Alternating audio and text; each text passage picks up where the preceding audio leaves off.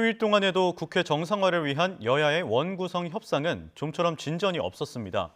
오히려 서해 공무원 피격 사건 등 각종 사안을 두고도 날선 공방을 주고받았습니다. 정현우 기자의 보도입니다.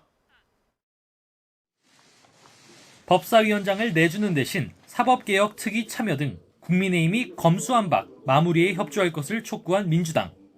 자신들이 정한 답변 기한을 하루 앞두고 압박 수위를 한껏 끌어올렸습니다. 양보안을 수용하지 않는 건 국회를 정상화할 의지가 없다는 것과 마찬가지란 겁니다. 야당의 워크숍에서 대다수 의원들이 협의하여 낸 제안을 1시간도 안 돼서 거절하는 모습을 보면서 제가 좀 어이가 없었습니다.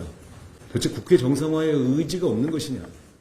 하지만 국민의힘은 검수완박의 부산물인 사개특위는 결코 용납할 수 없다고 못 박았고, 법사위원장 반환은 양보가 아닌 약속을 이행하는 거라며 말장난을 멈추라고 반발했습니다.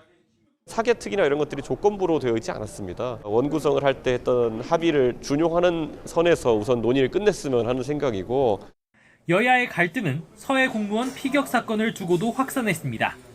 국민의힘 진상규명 TF를 이끄는 하태경 의원은 대통령실이 각 부처에 보낸 공문은 대통령 기록물이 아니라 공개 대상이라며 거듭 문재인 청와대를 겨냥했는데, 민주당은 정략적 사실 왜곡을 두고 볼 수 없다며 당내 자체 TF를 띄우고 나섰습니다.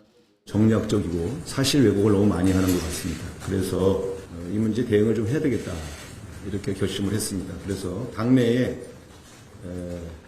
서해 공무원 사건 TF를 만들겠습니다. 이에 국민의힘은 여야가 함께 국회 특위를 꾸려 진실을 밝히자고 거듭 제안했지만, 민주당은 정치적 공세일 뿐이라며 부정적 입장을 밝혔습니다.